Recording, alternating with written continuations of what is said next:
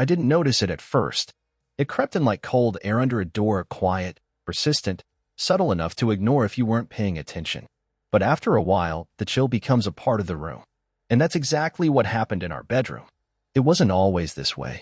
There was a time when I would reach over in the middle of the night and find her curled into me, her leg draped over mine, her breath soft and rhythmic against my chest. I used to think that's what forever looked like, quiet, intimate, effortlessly close. Now, she sleeps with her back to me. Always. At first, I thought it was work stress. Lindsay had taken on a new role at her firm last fall, and the hours were brutal. Meetings before sunrise, calls after dinner, wine and exhaustion and silence. I told myself it was temporary, that things would even out. They didn't. Conversations became transactional. Can you pick up milk? Did you pay the water bill? I'll be home late. She stopped asking about my day, and when I asked about hers, I'd get the same tired shrug, a fine, or worse, nothing at all. We used to laugh during dinner. Now we barely sat at the same table.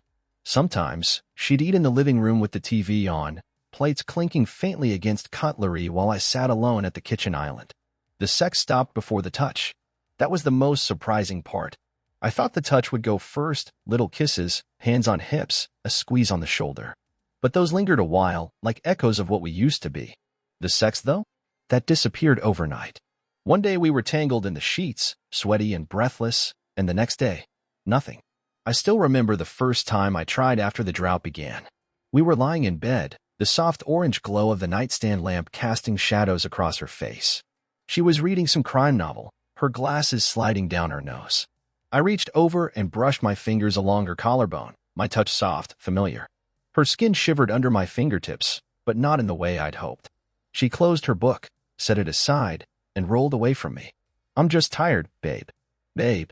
She hadn't called me that in weeks, maybe months. I said okay, and turned off the light. I didn't sleep much that night. I didn't stop trying, though.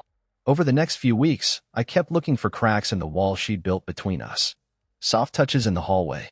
Little compliments, you look great in that dress. Or, I missed you today. I started doing more around the house, too. Folding laundry, planning meals, even lighting candles once, hoping to set a mood. Nothing worked. She'd smile sometimes. A polite, distant kind of smile. The kind you give a coworker at a meeting.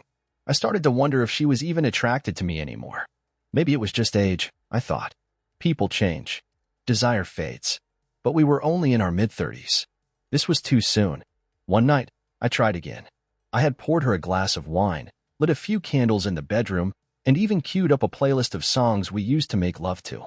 She stepped into the room, looked around, and said, "What is this?" I tried to smile. Just us. I thought we could. She walked over to her side of the bed and sat down, setting the wine on the nightstand. She didn't take a sip. I appreciate the effort, but I'm just not in the mood, okay? There was no anger in her voice. No sadness. Just this flat, numb tone that hit harder than anything else could have. Are you ever in the mood?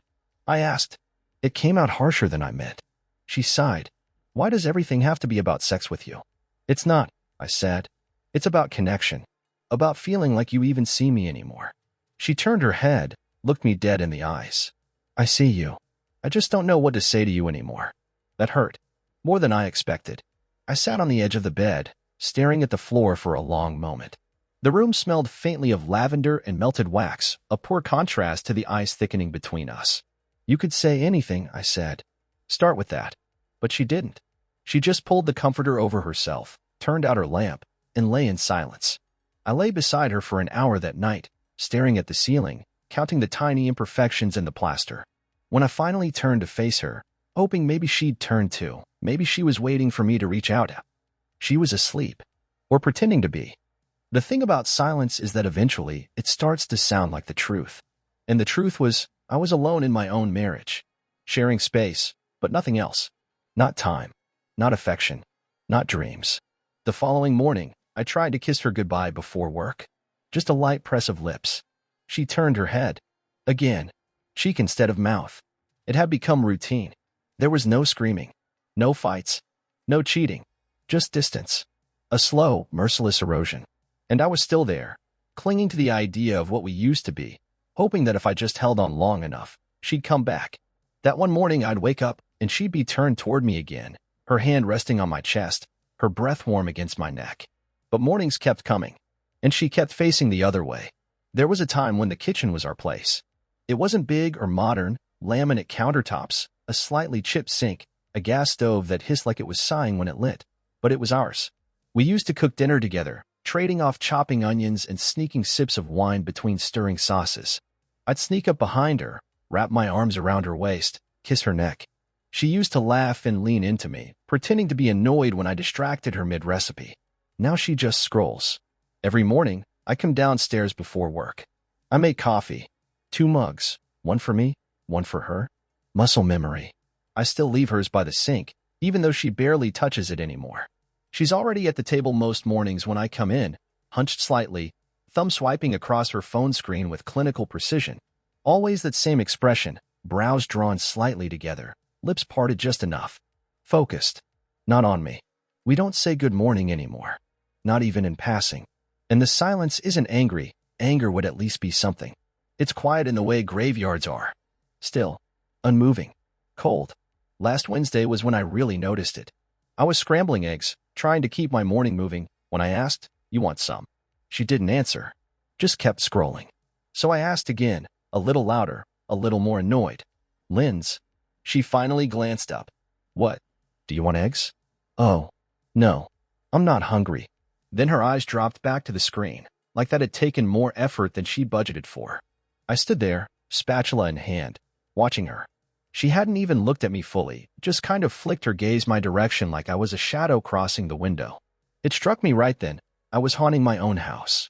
Later that day, I was venting to my buddy Darren over lunch at our usual spot.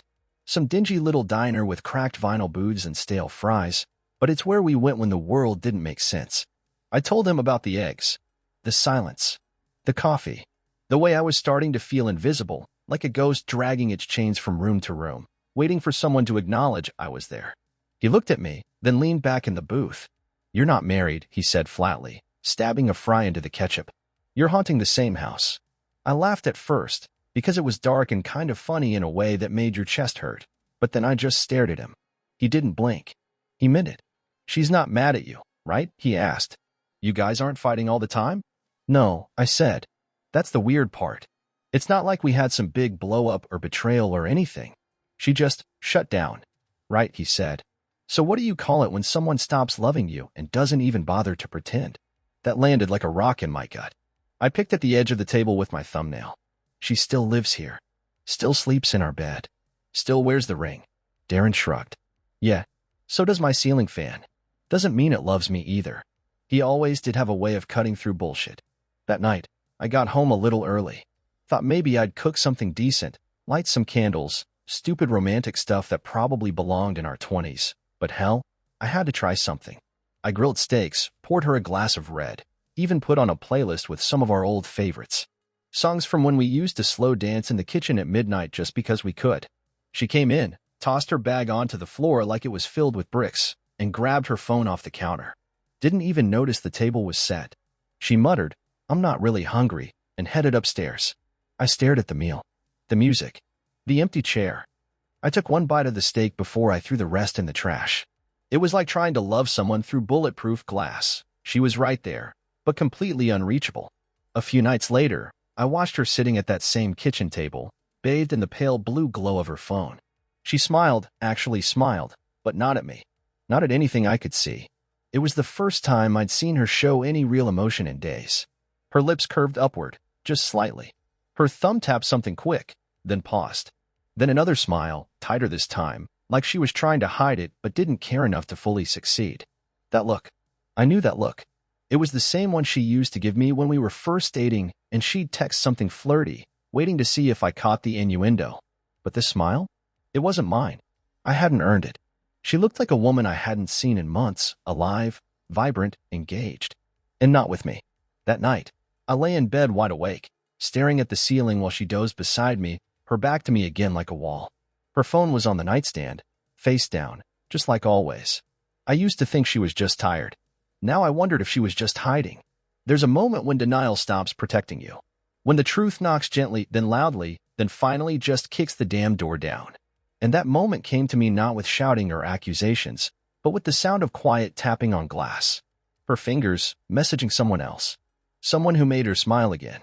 And I couldn't even make her look at me. It started on a Wednesday. Midweek had always been the worst. Monday came with its own kind of inertia. You powered through the exhaustion. Tuesday carried some leftover steam. But by Wednesday, I was running on fumes, and the silence at home didn't exactly fill the tank. Work became the only place where I felt useful. At least there, people spoke to me. At least there, I had purpose. My role as project lead on a tight deadline software rollout gave me a reason to stay late, to push hard. To not go home to that haunted house filled with half-emptied wine glasses and muffled texting. That day, we were in the grind phase of development. Everyone was tired. The air in the office buzzed with the stale rhythm of fluorescent lighting and over-caffeinated breath. I was laser-focused, hunched over my desk, headphones in, crushing bug after bug, typing like I was chasing something. I didn't notice Emily until she tapped the edge of my desk with a pen. "Hey, code assassin," she said with a crooked smile. I tugged one earbud out. "Sorry." Zoned in.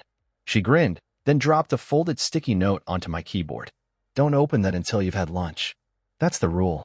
Before I could ask, she was already walking away, jeans tight, sweater clinging just enough to make it impossible not to notice the subtle sway in her hips. She wasn't dramatic about it. That was the thing about Emily. She didn't try to draw attention, but it followed her anyway. I stared at the note for a second. It felt childish, almost.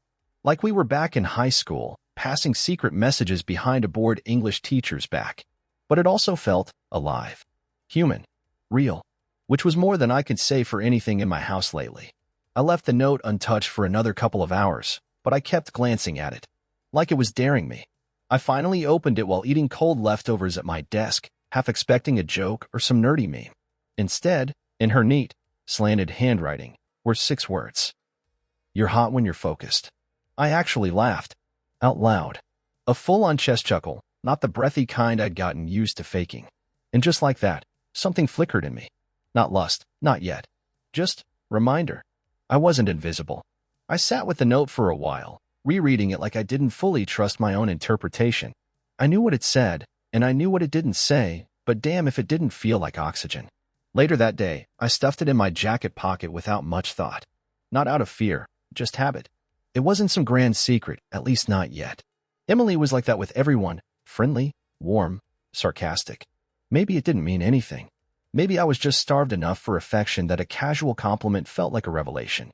Still, I caught myself watching her from across the room during a late team meeting. The way she laughed when something was truly funny, not performative like so many others.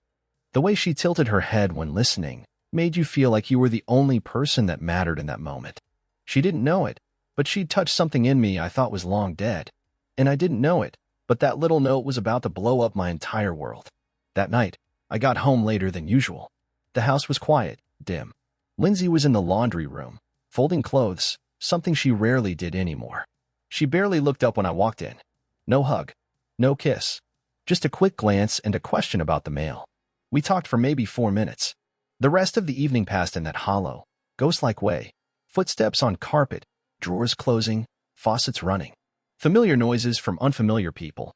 When I undressed for bed, I tossed my jacket on the chair like always. She was already under the covers, back turned. "Long day?"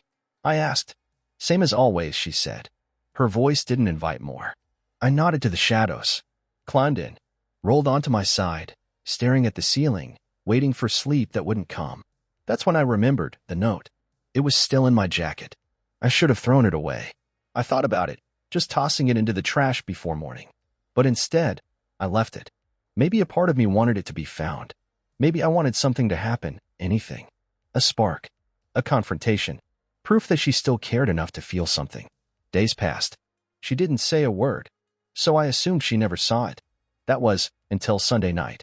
I was brushing my teeth when I heard her drawer slam shut in the bedroom. Hard, not the usual gentle click. There was a weight to the sound and energy. When I walked in, she was sitting on the edge of the bed, facing away from me. I noticed then that she'd done laundry earlier. My jacket was missing from the chair. My stomach turned, not out of guilt, out of something else. Anticipation, fear, hope. "Hey," I said cautiously, drying my hands. "You okay?" She didn't turn around. That's when I knew she'd found the note. And suddenly, All that silence we drowned in for months, it was gone. But what came next? I didn't know then. But I could feel it. A storm had been triggered. And for the first time in a long, long while, she finally had something to say. I stood in the doorway for what felt like an eternity. Lindsay hadn't moved.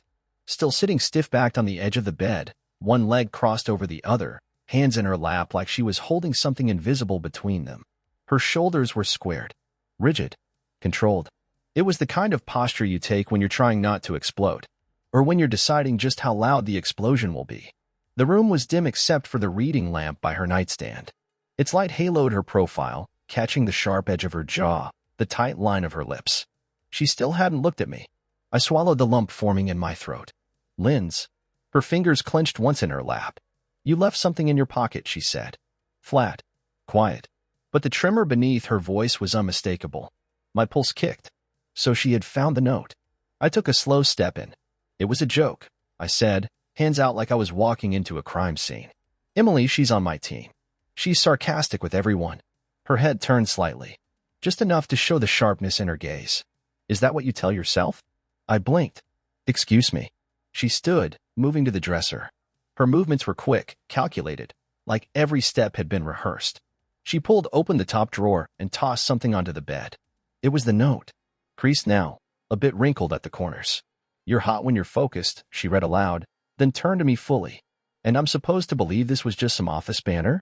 It was nothing, I said, too quickly. Funny, she said, crossing her arms. It didn't feel like nothing. You're overreacting. Her eyebrows shot up.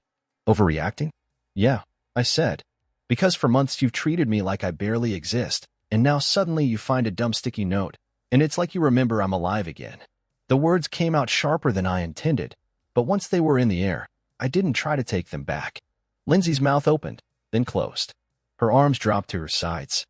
She paced once, then stopped. You think this is about me forgetting you? I stepped toward her. It's not like I wanted someone else's attention, but you took it. Her voice was rising now. You let her give it to you, and you kept it. You folded it up and kept it like some pathetic memento. It was a compliment, Linz. She laughed, but it wasn't humor, it was venom. God, do you hear yourself? I stayed quiet. There was too much heat in the room now. One wrong sentence and everything would ignite. She took a breath, then sat down hard on the edge of the bed again. Her shoulders slumped a little this time. You haven't looked at me like that in over a year, she said. Like what? Like I was desirable. Her voice cracked. Like I was worth wanting. I felt the wind go out of me. I sat beside her, close enough to feel her warmth, but not touching. That's not true, I said. I've tried. You just haven't wanted to see it. She was quiet. Then, who is she to you? No one. That's not how it feels. I exhaled, rubbing a hand across my jaw. Emily is kind. She laughs. She asks me how I'm doing and actually listens when I answer. She doesn't bury herself in her phone the second I walk into her room. She makes me feel human again. Lindsay stiffened. So I dehumanize you now? That's not what I meant. Sounds a lot like it. No, I said, louder this time. You just stopped showing me any kind of affection, any attention. You shut me out. And I waited. And I tried. But nothing changed. Her jaw clenched. Her eyes shimmered. I didn't think you even noticed me anymore. You've been pulling away for months. I didn't know if I was supposed to chase you or let you go. She turned to look at me fully for the first time in weeks. And behind all the anger and wounded pride, there was something else. Grief. Loneliness. Maybe even guilt. I didn't want to be cold, she said finally. But I didn't know how to be anything else. Why? She hesitated. Because you started looking at me like I was a chore. Like you were doing your duty by staying. I felt like an obligation, not a partner. I flinched at that. I hadn't realized that's how I made her feel.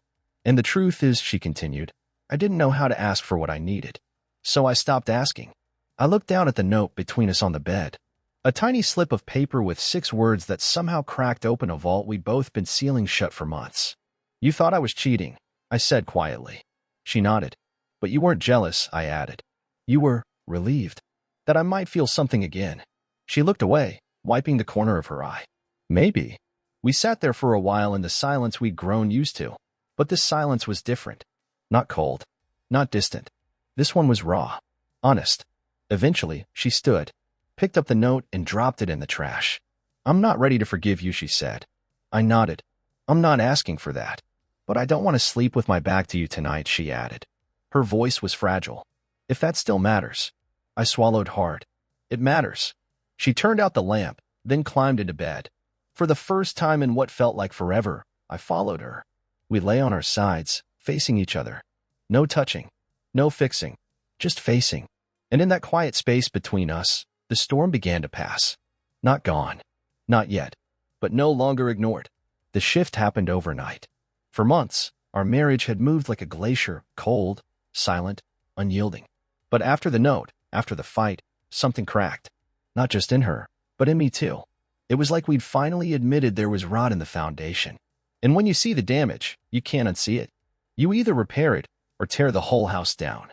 That morning, I woke to something I hadn't felt in months, her leg brushing against mine. It wasn't an accident. It stayed there. I didn't say anything. Didn't move. I just listened to the way she breathed. It wasn't steady. It was shallow. Nervous.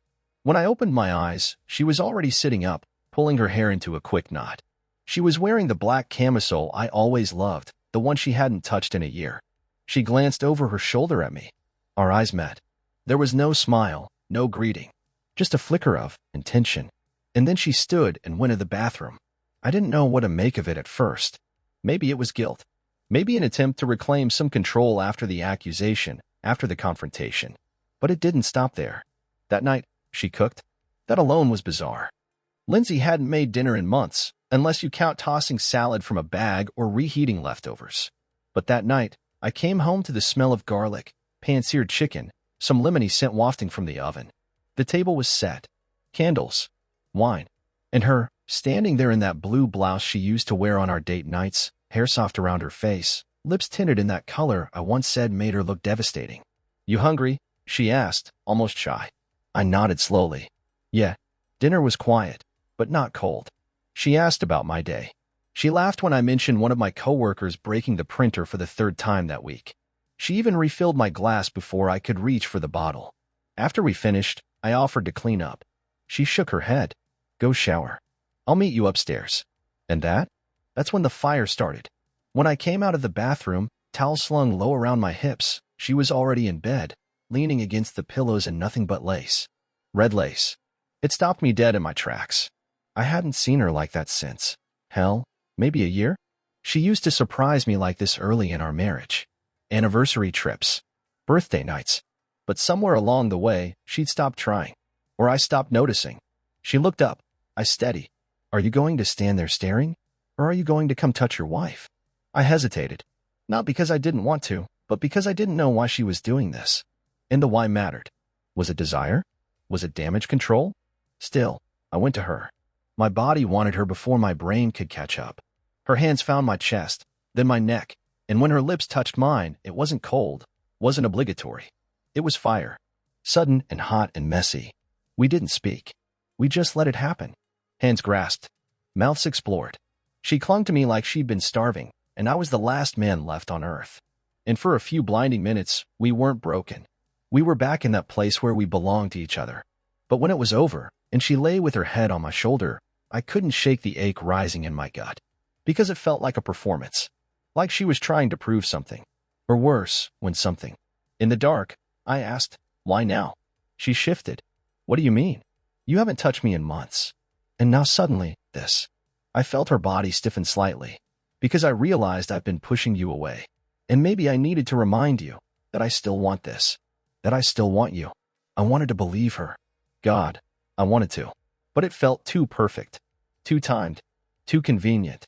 The way she started wearing makeup again. The way she kissed me goodbye the next morning for the first time in forever.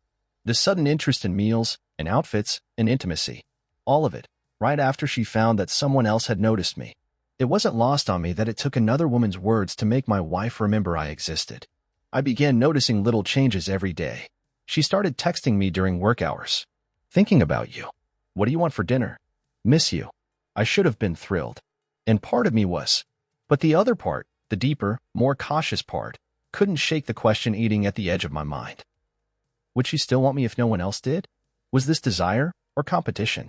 One night, I came home late. I'd stayed at the office, not because I had work, but because I needed space to think. When I got in, She was sitting on the couch in silk shorts and a tank top, hair curled, perfume still faint on the air. She stood when I walked in, came to me, pressed her mouth to mine like it was urgent. "Let's go upstairs," she whispered. I kissed her back. I touched her. But somewhere inside, it all felt off. Like she wasn't seducing me for me, but for what I represented. Proof she hadn't lost me. I stopped her gently. "Why are you doing this?" She looked confused. "Because I want you." "No? Or because someone else might?" Silence. That was my answer. She looked away, stepping back, wrapping her arms around herself. I didn't press. We both sat down. Apart this time. And for the first time since the night she found the note, I realized something hard and true. Wanting me and valuing me were not the same thing. And I wasn't sure which one she was chasing anymore. It was subtle at first. Just a glance that lingered a little longer than it should. A moment too long held between the silence of a question and the answer. Emily never said anything out of line. She never touched me inappropriately. But in the quiet space between emails and project deadlines, something had shifted. She noticed me. Not in a flirtatious way, not overtly, but in the way people do when they actually care what's happening behind your eyes. And when you've spent months walking through your own home like a ghost, that kind of attention can feel like a floodlight. That Monday, we were sitting across from each other in the conference room after everyone else had filed out. The team meeting had dragged long past its usefulness, but Emily stayed behind to wrap up notes. "You look tired," she said, tapping away at her keyboard. "Thanks," I replied, smirking. "You sure know how to charm a guy." She looked up then, her brown eyes sharp and soft all at once. "No, I mean it. You carry everything in your shoulders. You always have. Today you looked like you were carrying 100 pounds more than usual." I leaned back in my chair. "Yeah, well, been a long month. You say that every week." I laughed because she wasn't wrong. But it wasn't the laugh itself that caught me off guard. It was how natural it felt to laugh with her. Easy. Unforced. Emily closed her laptop and rested her chin in her palm. "Can I ask something personal?" I hesitated. "Sure." She studied me for a beat. "Are you happy?" I blinked. The question felt like a needle to the chest. "I'm surviving," I said eventually. Her mouth turned downward. "That's not the same thing." I didn't respond. Because there wasn't much to say. We left the office together that night, and when the elevator door closed, the silence was thick but not uncomfortable. Just charged. "Look," I said, staring at the floor numbers blinking overhead, "about that note. You probably didn't expect that to cause a firestorm." Emily turned to me, her voice low. "I'm not sorry." I met her eyes. "Because I meant it," she added. "And because it seems like someone needed to tell you." The elevator chimed and the doors opened. I should have stepped out first, but I didn't. I stood there looking at her like I was trying to memorize her face. She smiled small, kind, restrained. "Have a good night," she said, and walked away. The thing was, she wasn't trying to seduce me. Not overly, anyway. She wasn't wearing perfume to lure me or dressing provocatively. She was just there. Present. Honest. She asked how my day was going and actually listened. She laughed at my dry jokes. She called me out when I was cranky. She respected me.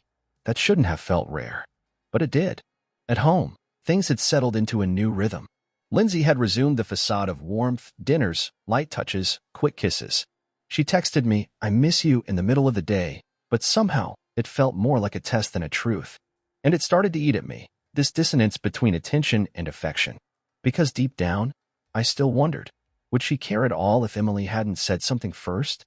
That Thursday, Emily and I were the last two in the office again. She was perched on the corner of my desk, eating almonds from a little glass jar, humming softly to herself while I typed. I looked up from my screen, watching the way the soft light traced her profile. She turned and caught me staring. "What?" she asked, grinning. "Nothing," I said. "You just seem really alive." She tilted her head. "Alive? Yeah, like you're not sleepwalking through life. You're in it." Her expression shifted. Not flirtatious, just sincere. That's kind of the point, isn't it? And that was the moment the door opened in me. The emotional one. The one I didn't realize I'd locked. Because for the first time in what felt like years, someone saw me. Not as a provider, or a man they'd grown bored with, or an obligation to keep, just me. It scared me more than it thrilled me. That night, Lindsay made my favorite pasta. She poured a bottle of wine we'd been saving. She touched my hand at dinner and asked how my day was with real interest. It was everything I used to want. But now, I couldn't help asking myself, was she showing up for me, Or was she just playing catch-up? After dinner, she kissed me, and I kissed her back. But as her hands traced my chest, my mind wandered. Not to sex, not to fantasies, but to a pair of brown eyes watching me with concern, asking if I was happy. I wasn't cheating. I hadn't crossed a line. But emotionally, something had already opened, and I wasn't sure how to close it anymore. It hit me while I was shaving. I'd leaned in close to the mirror, dragging the razor carefully under my jawline, when I froze. Not because of a cut or a nick, but because I didn't recognize the man staring back at me. Tired eyes, thinner hair at the temples, shadowed cheeks and lips pressed in a line that looked permanently etched now. But it wasn't just age. It was something deeper. Like the man in the mirror had been eroded slowly, by time, by disappointment, by emotional starvation. When had I become this quiet version of myself? I'd once been someone who made people laugh just by walking into a room. The guy who planned spontaneous weekend getaways, who touched his wife's back in the kitchen just because it felt good to be near her. I used to be wanted. At least, I believed I was. I was confident, not cocky, but self-assured in the way that only comes from being deeply loved and truly seen. That guy was gone, or at least hidden under layers of neglect. And the more I thought about it, the more I realized that I'd traded him in for scraps of peace. I'd bent and twisted and folded myself down smaller and smaller just to fit inside the cramped emotional space Lindsay had left for me. How the hell did I let that happen? I rinsed my face, patting it dry, and stared again. "What are you doing?" I whispered to my reflection, and the truth that echoed back wasn't kind, but it was honest. Trying to survive in a place you're not wanted. That night, Lindsay came home with 2 tickets to a jazz concert downtown. She waved them like a surprise. Thought it'd be fun. I smiled, said thank you, but inside, something shifted. It wasn't that I didn't appreciate the gesture. I did. She was trying, finally. But now, I couldn't tell if she wanted me, or if she just didn't want anyone else to have me. The jazz concert was fine. The music washed over us in warm, smooth tones. We held hands. She leaned on my shoulder at one point. I let it happen, but I wasn't there. Not really. I kept thinking about Emily. Not in some fantasy way, but in the way you think about someone who's been honest with you when nobody else has. She hadn't told me what to feel. She hadn't told me what to do. She just looked at me with unflinching sincerity and asked if I was okay. And maybe that's all I really wanted, to be asked, to be acknowledged, to not have to beg for scraps of affection from the person who once promised to love me like nobody else would. After the show, Lindsay slipped her arm through mine as we walked back to the car. "That was nice," she said. "Yeah," I said. "You seemed quiet. Just tired." But I wasn't tired. I was waking up. That weekend, I found myself cleaning out the garage. Something about digging through old boxes, organizing tools, tossing junk, it felt cathartic. Like I was making room for something. For clarity, at the bottom of one box, I found an old photo of us, Lindsay and me, on our honeymoon. She was barefoot, laughing, perched on the edge of a fountain in Rome. I was behind her, holding her waist, looking at her like she was the only thing that mattered in the world. I sat on the cold concrete floor staring at it. That man was me. That smile was real. That closeness wasn't faked or forced or timed for convenience. I missed him. And I missed her too. The version of her that used to smile back like she couldn't believe I was real. But that version of us didn't live here anymore. That night, I stood in front of the bathroom mirror again. This time with no razor. No distractions. Just me. And I asked myself the hardest question yet. If I wasn't already in this marriage, would I choose it now? I stood there for a long time. And I didn't like the answer. She planned an entire weekend away. I came home Friday night to a packed overnight bag by the door, her heels sitting neatly beside it like punctuation. The air smelled faintly of perfume and the lemony bite of glass cleaner, like she'd scrubbed the house just to set the mood. "We're going to the coast," Lindsay said before I even had the chance to put down my keys. "Just you and me. No phones. No work. Just us." There was a time that would have thrilled me. The spontaneity. The effort. But now it felt like a role she was rehearsing. I looked at her. Tight black jeans, a low-cut blouse, fresh lipstick. The kind of outfit she hadn't worn for me in almost 2 years. She smiled wide, like someone trying to sell a lie she didn't quite believe in. "What brought this on?" I asked. She shrugged too quickly. "I just miss us." Us. The word landed strange. Still, I nodded. "Okay." The drive was quiet, filled with curated playlists and surface-level conversation. She touched my thigh once at a red light and smiled. I smiled back, but my hand stayed on the wheel. We arrived at a beachfront and just before sunset. Candlelit dinner. Ocean view. A room with rose petals scattered across the bed, actual rose petals. She stood in the doorway as I looked around, waiting for my reaction like a kid showing off their art project. "You did all this?" I asked. She nodded. I wanted it to feel special. I kissed her cheek and said thank you. It was what she wanted to hear. But beneath the gratitude, something in me recoiled.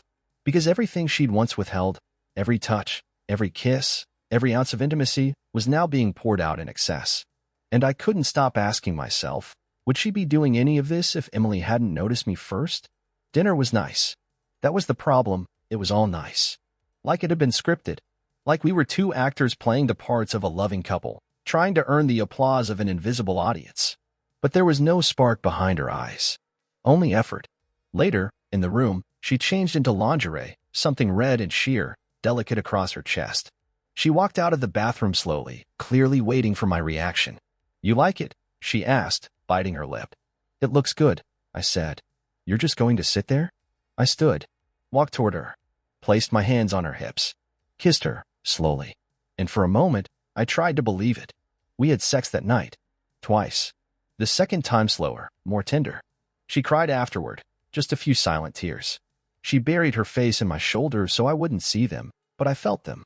Wet and warm and confusing. "Linz," I said, brushing her hair back. "What's really going on?" She shook her head. "I'm just happy." But her voice cracked, and nothing about her posture said joy. We fell asleep facing each other, her hand on my chest. But my mind was elsewhere, floating in the space between honesty and obligation. The next morning, she made coffee and walked onto the balcony in nothing but my shirt. The ocean behind her, wind in her hair. She looked beautiful, undeniably. But it wasn't her beauty that left me feeling hollow. It was the calculation. Everything had been dialed to 11. The outfit, the candles, the kisses, the sex, the performance. And for the first time, I realized she wasn't trying to fix our marriage, she was trying to win it back. But love isn't a competition. That evening, after we got home, she suggested a massage night. Oils, low lights, jazz humming through the Bluetooth speaker. Her hands moved slowly across my back, kneading like she was reading instructions from a magazine. I bit my lip, trying not to ruin the moment. But eventually, I turned around and looked her straight in the eyes. "Lindsay," I said quietly, "this doesn't feel real." She flinched. "What? All of this? You? Us? It feels rehearsed." Her face tightened. "So I try, and now I'm fake?" "No," I said, sitting up. "But you didn't try before. Not until you thought someone else might want me." She stepped back like I'd slapped her. "That's not true." I held her gaze. "Isn't it?" Her mouth opened, but no words came out. I stood, grabbing a shirt from the chair. "You want the truth? I wanted all of this before. I begged for your attention, for your touch. You shut me out." She crossed her arms, trembling. "I was in a bad place. I know, but you never let me in. You didn't care, not until I became visible to someone else." She blinked, hard. "So it's her now?" "I don't know," I said honestly. "But I know this, what we're doing. This isn't connection. It's damage control." Silence wrapped around us. Eventually, she whispered, "At least I'm trying." I looked at her. Really looked. "You're not trying to love me. You're trying not to lose me." I left the room then. Walked outside. Let the night air bite into me as I stared up at the stars. And for the first time in our marriage, I felt something shift that couldn't be patched with sex or soft words. Something was broken. And it wasn't just us. It was me. The fight that night wasn't loud. No doors slammed. No voices cracked. It was quiet, surgical. We dissected each other with words so sharp they didn't need to be screamed. It started over something stupid. I forgot to pick up cilantro for a recipe she wanted to try. That was it. A bundle of green herbs. But the way she looked at me, you'd think I had forgotten her birthday. Or our wedding anniversary. Or maybe just her. "You never listen," she said, eyes hard. "It's like I'm invisible." And just like that, the irony cracked through me. I almost laughed. "Invisible?" I echoed. "You're kidding, right?"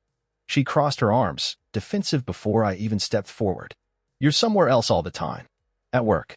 In your head. Or with her. Don't," I warned. But she didn't stop. "You think I don't notice?" The way you talk about Emily now? How you light up when you mention her name. I light up. I stepped closer. What does that even mean, Lindsay? It means I know something's happening. Nothing's happened, I snapped. But yeah, I think about her. Because she talks to me. Because she looks at me like I'm someone. Not some burden you're stuck tolerating. Her face twisted. So go ahead, then. Go sleep with her.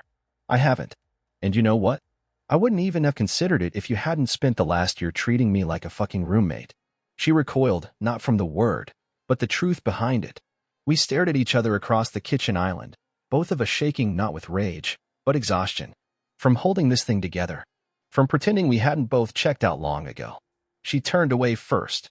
Walked upstairs without a word. I heard the bedroom door click shut. And I didn't follow her.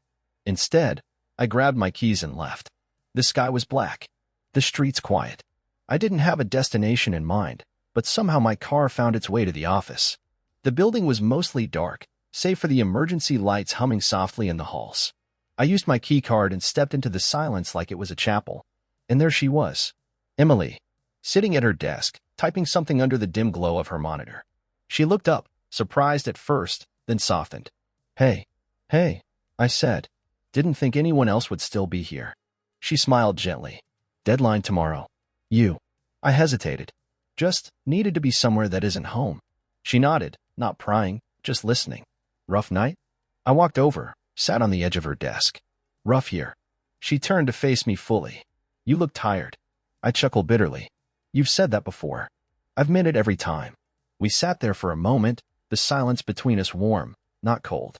She reached into a drawer, pulled out 2 protein bars, and handed me one. It was nothing. And it was everything. We talked. Not about Lindsay. Not at first. Just about life. Music. Coffee preferences. Her childhood dog. My failed attempt at learning guitar. We laughed. Not performative laughs. Real ones. The kind that come from remembering you're still human. Eventually, the conversation drifted.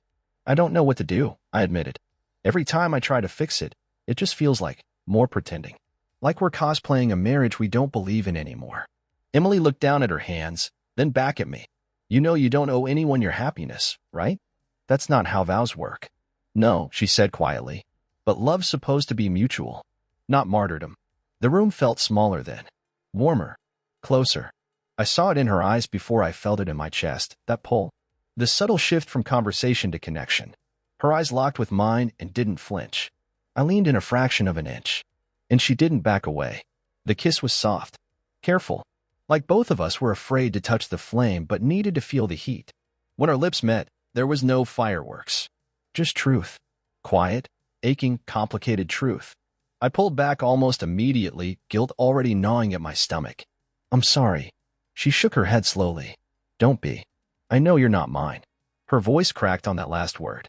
We sat in that space, breath shallow, hearts exposed. She didn't reach for me again. Didn't try to justify it. She just offered me her presence. Her calm. Her understanding. I didn't stay much longer. I stood, said goodnight, and left with her gaze still burning behind my ribs. When I got home, Lindsay was already asleep. Or pretending to be. I lay down beside her, the scent of rose lotion faint on the pillow. She didn't move. Neither did I. But in that stillness, I knew something irreversible had begun. It wasn't just a kiss. It was the crossing line. And now that I'd stepped over it, there was no walking back. She found out the next evening. Not because I told her. I was still building the courage to even decide if I should say something. But secrets rot when kept too long, and this one slipped through the cracks faster than I expected. It was her tone that told me she knew. Not her words, not at first. We were cleaning up dinner, standing in the kitchen, both avoiding eye contact as we loaded plates into the dishwasher. She handed me a glass forcefully. So she said, "You stayed late at work again last night." It wasn't a question. I looked up, slowly. Yeah, had a lot to finish. Ma'am. She walked to the sink, rinsed a dish, let the water run longer than necessary. Was Emily finishing things too? There it was. No subtlety. Just her voice, dipped in acid. I shut the dishwasher. Lindsay. Don't lie to me. She turned around. Please. Just don't. The air in the room dropped 10 degrees. My jaw clenched. What do you think happened? She stared at me for a long time. I think you kissed her. I didn't answer. That was answer enough. Her shoulders sagged, not with surprise, but with confirmation. Jesus, I didn't plan it, I said. We were just talking. And it just happened. She finished, voice shaking. Right. Like tripping on a crack in the sidewalk. Linz. No. She held up a hand. You don't get to call me that right now. The silence between us thickened, bitter and full of splinters. She sat at the edge of the kitchen stool, hands clasped tight in her lap. Do you love her? She asked. My stomach turned. I don't know. Her breath caught. You don't know. I leaned against the counter. I know I don't want to feel invisible anymore. I know she makes me feel like I still matter. I know I haven't felt that with you in a long time. Tears sprang to her eyes, but she blinked them away violently. So you're blaming me?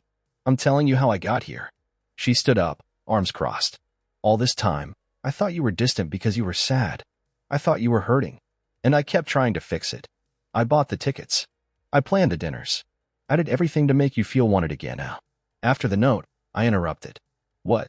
Everything you did, every gesture, every touch, every kiss, it all started after you found the note from Emily. She hesitated. You didn't want me until you realized someone else might, I said. That's not love, Lindsay. That's possession. Her lip trembled, but she didn't cry. Not yet. You kissed her, she whispered, like repeating it could undo it. You chose her. No, I didn't choose anyone. I just finally stopped feeling like a ghost. And now what? She asked. Do you run to her? Pack your shit and go? Start over with someone who's never had to see the worst of you? I don't know. God, she muttered, backing away. You don't know anything, do you? I stepped forward. I know I can't keep doing this. Her eyes narrowed. Doing what? This, I gestured between us. This pretending. This ritual. We're two actors playing a couple, and you know it. So we give up? Just like that. I gave up a long time ago, I said quietly. I just didn't admit it. That did it. The tears came then, hard and fast. But she didn't sob. She didn't break down. She just turned her face away like she didn't want me to see her fall apart. And maybe that was the saddest part. We weren't even vulnerable with each other anymore. I didn't mean for it to be like this, she said after a long pause. I know. I loved you. I know that too. But you don't love me anymore, do you? I opened my mouth. Closed it. That silence was the loudest answer I could give. She nodded once, a strange, almost businesslike motion. Then I guess that's it. I'm not leaving tonight, I said. I didn't ask you to. We stood in the kitchen, two people who used to dance in that very space, who used to kiss against the fridge like it was the most natural thing in the world. Now we couldn't even look at each other. She finally turned and walked upstairs. I didn't follow. I sat at the kitchen table, in the chair I always sat in when we ate meals as husband and wife. I stared at the plate she'd washed but hadn't dried. Water beads clung to the surface. They'd evaporate soon enough. I stayed there for hours, long after the lights dimmed and the air grew still. I didn't text Emily. I didn't pack a bag. I didn't even cry. But in that silence, something settled. We had said it all. And what came next? That choice was mine. I moved out on a Tuesday. No dramatic exit. No suitcases thrown into the car. Just a couple boxes, a worn duffel bag, and the hum of my own heartbeat thudding in my ears as I walked down the stairs for the last time as her husband. Lindsay sat on the couch, knees drawn to her chest, staring at the muted TV screen. She didn't say anything when I came down, and I didn't ask her to. We talked the night before, not loudly, not even with tears. Just the kind of talk people have when something big has already died and they're standing in its quiet graveyard. She knew it was over. So did I.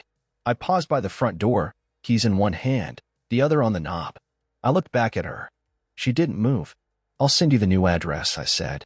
Once I figure out where I'm landing. She nodded, her face unreadable. Her hair was up in a messy bun, sweatshirt sleeves pulled over her hands, like the version of her I used to kiss good morning when we were 25 and wildly in love. I wanted to say something else. Something final, something meaningful. But all I managed was, take care of yourself. You too, she replied, her voice barely more than breath. Then I walked out the door. I didn't go to Emily's. That would have made everything feel too transactional, like I was swapping one woman for another. But that wasn't what this was about. I wasn't leaving for someone else. I was leaving for me. I got a room at a modest extended stay near the office. Cheap bedding. Small kitchenette. A window that faced a parking lot filled with other people starting over in their own quiet ways. I sat on the edge of the bed that night, the TV off, lights dimmed, the hum of the fridge my only company. And for the first time in years, I didn't feel like I was disappearing. The next day, I wrote Lindsay a letter. Not to reopen old wounds. Not to offer apologies I'd already given. But because there were things I needed to say in a way that couldn't be interrupted or twisted by timing or tone. Just my voice, on paper. I didn't write it for closure. I wrote it because I wanted to be heard. Lindsay, you screamed when someone else noticed me, but you were silent when I needed you most. That's what keeps echoing in my head. That single truth. I spent so long trying to hold this together, hoping my love would be enough for both of us. I justified your distance. I swallowed my needs. I bit until I didn't recognize myself in the mirror anymore. And I think you did too. I don't blame you for everything. We both let go in different ways. You pulled away. I stopped fighting it. You shut the door. I sat on the other side hoping it would open again. I guess we both got tired. But it wasn't until someone else looked me in the eyes and actually saw me that I realized how long I've been living in a house full of silence. You didn't lose me because I kissed someone else. You lost me because, for too long, you acted like I wasn't worth holding on to until someone else reminded me that I was. This isn't revenge. This isn't punishment. This is me reclaiming something I've ignored for far too long, my own value. I hope you find happiness. I truly do. But I can't keep setting myself on fire to keep the room warm. I left the letter on the kitchen table a few days later when I returned for the rest of my things. She wasn't home. I didn't wait for a response. I didn't need one. Emily and I didn't rush into anything. In fact, we barely spoke the first week after I left. I think she knew I needed space, and she respected that. She never demanded anything of me. Never pressured. Never asked me to choose her. When we finally did meet for coffee, it wasn't romantic. It was real. She looked at me across the table, eyes steady and soft. You okay? No, I said honestly. But I'm closer than I've been in years. She smiled. That's enough for now. The future is still uncertain. I don't know where this path leads. I don't know if Emily will be a chapter or a new beginning. I don't know how Lindsay will rewrite her life, or how I'll eventually explain this chapter to myself years from now. But I know this. For the first time in a long, long while, my heart isn't screaming for someone to notice it. And my mind is finally quiet.